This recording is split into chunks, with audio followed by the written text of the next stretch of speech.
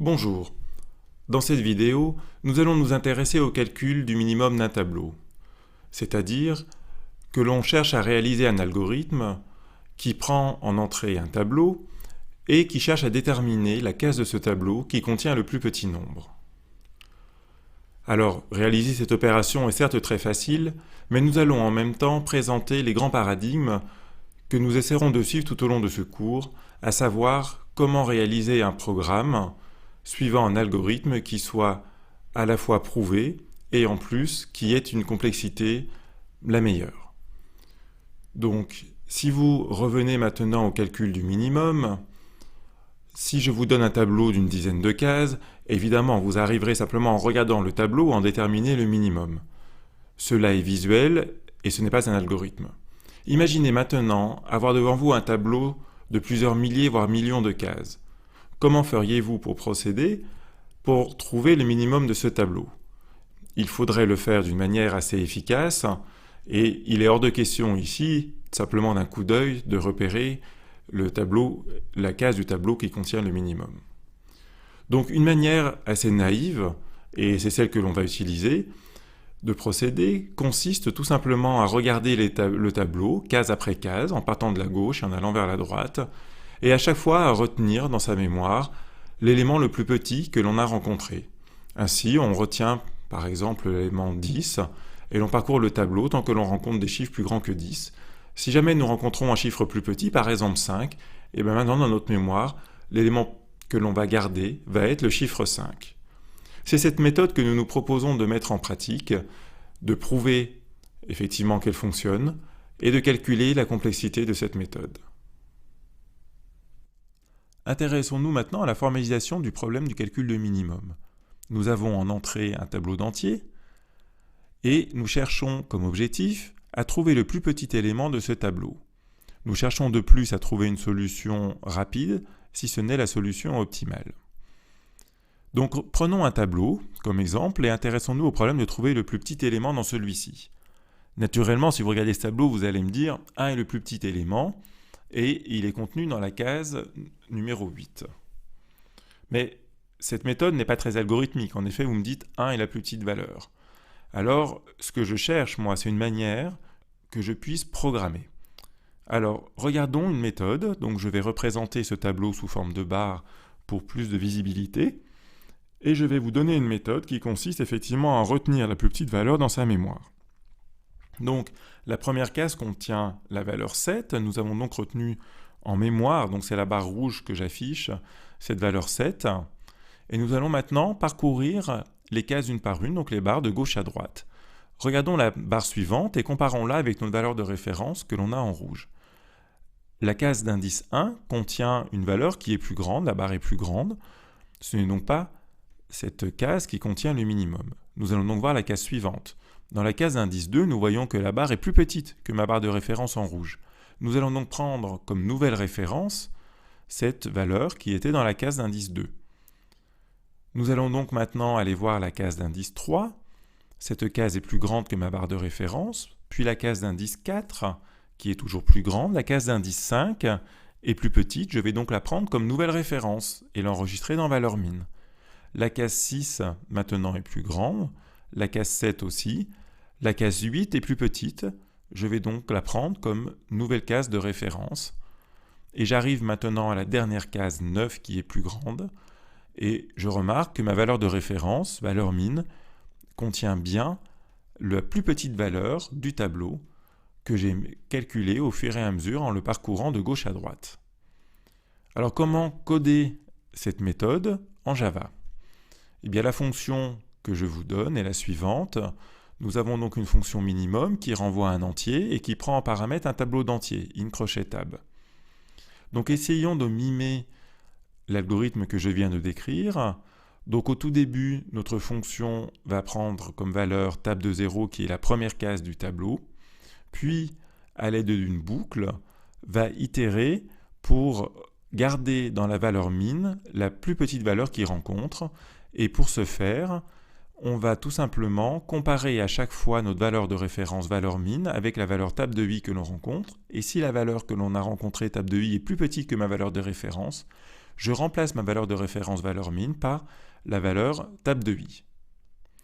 Une fois toutes ces opérations effectuées, je vais donc renvoyer ma valeur de référence return valeur min. Intéressons-nous maintenant au calcul de complexité de notre fonction. Notre fonction est courte et assez simple, et ce sera donc un très bon premier exemple pour le calcul de complexité. Donc voici la fonction de calcul de minimum. Et tout d'abord, juste une petite digression sur la complexité. Qu'est-ce que la complexité d'exécution d'une fonction?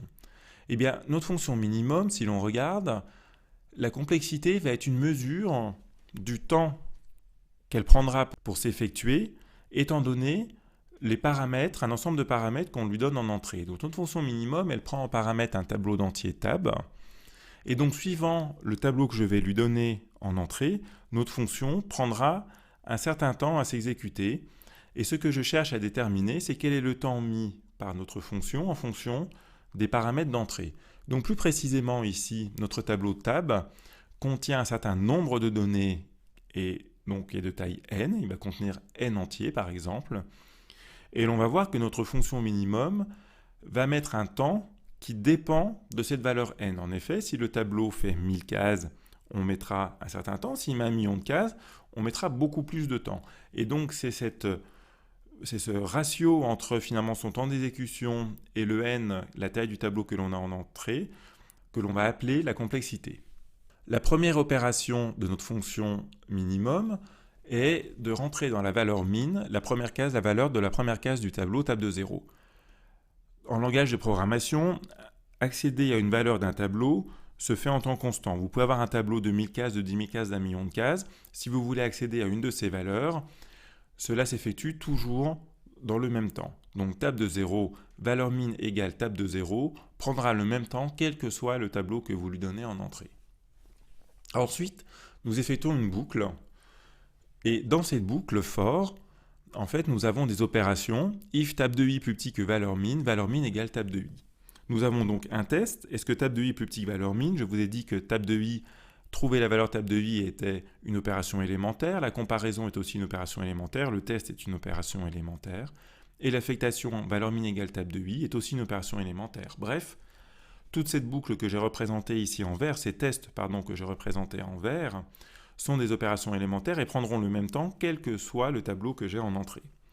Sauf que ces opérations élémentaires que j'ai représentées en vert ne sont pas exécutées qu'une seule fois. Elles sont exécutées un certain nombre de fois, c'est-à-dire qu'elles sont exécutées le même nombre de fois que le nombre d'itérations de ma boucle for. Or, ma boucle for que j'ai donnée ici commence à 1 et se termine à la longueur de mon tableau, et donc va répéter n fois les opérations qui sont en vert à l'intérieur.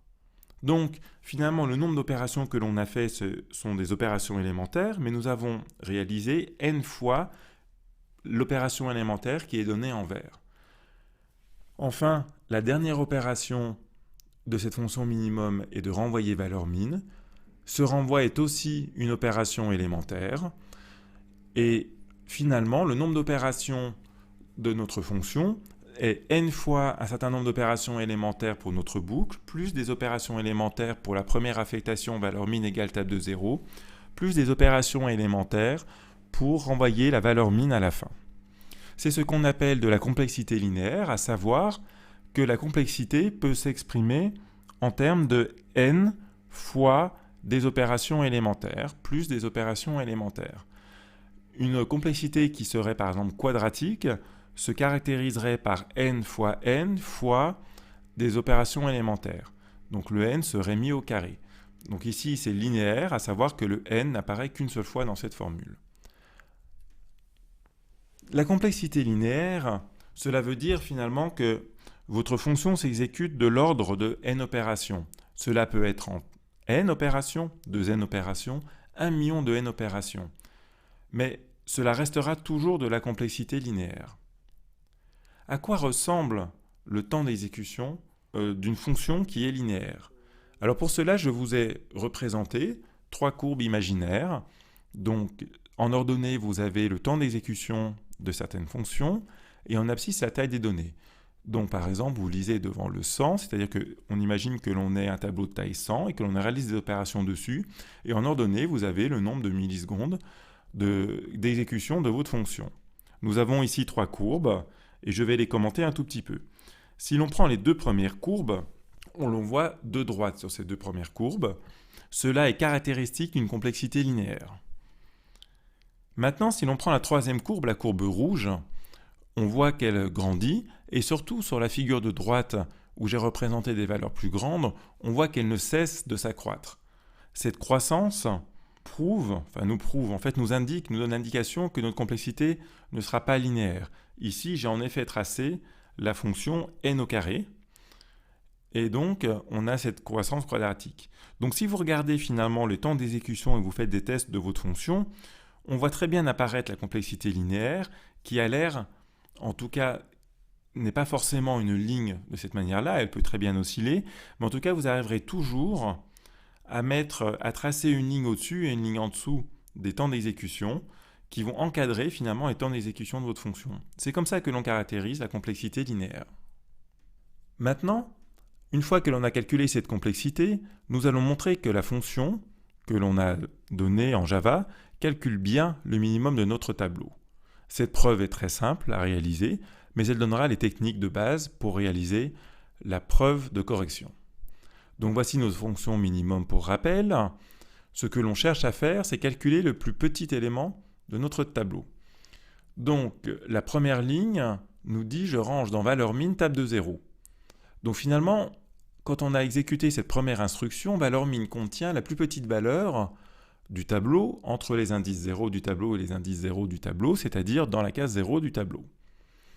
Et en fait, cette condition, qui paraît assez bête à énoncer de cette manière-là, contient la plus petite valeur entre les indices 0 et 0, en fait, on va la mettre comme invariant de boucle, c'est-à-dire que l'on va dire dans notre boucle, on va essayer de chercher à voir ce qui change entre 2 itérations de notre boucle for, savoir que notre boucle for va décrire pour i égale 1, puis i égale 2, i égale 3, i égale 4, et qu'est-ce qu'elle réalise pour chaque itération, pour chaque valeur de i. Et bien en fait, pour chaque valeur de i, ce qu'il se passe, c'est qu'en entrée de notre boucle for, nous savons que valeur min va contenir la plus petite valeur entre les indices 0 et i-1, et à la fin d'exécution des opérations élémentaires qui sont dans la boucle for, nous aurons dans valeur min la plus petite valeur entre les indices 0 et les indices i du tableau. Il nous reste à prouver maintenant que toutes ces conditions sont vraies, toutes ces assertions sont vraies. Donc la première assertion, déjà on peut l'initialiser. En effet, pour i égale 1, la première condition dit que valeur min contient la plus petite valeur entre les indices 0 et 0, mais ça c'est vrai, c'est exactement l'opération qu'on a réalisée à l'origine. Ensuite, on va prouver que si valeur min contient la plus petite valeur entre les indices 0 et i-1, alors à la fin des opérations élémentaires, valeur min contient la plus petite valeur entre les indices 0 et i. Pour ce faire, nous allons nous demander où peut se trouver cette plus petite valeur. Donc prenons par exemple ce tableau. Ce que l'on sait, c'est qu'en entrée entre les indices 0 et i-1, la plus petite valeur est contenue dans valeur min. Donc j'ai représenté en rouge ici les cases d'indice 0 à i-1, et je sais que valeur min contient la plus petite valeur dans ces cases. Ce que je cherche maintenant à calculer, c'est la plus petite valeur entre les cases d'indice 0 et les cases d'indice i. J'ai entouré ces cases en vert. Je me demande où peut se trouver cette plus petite valeur. Il n'y a que 2 solutions en effet.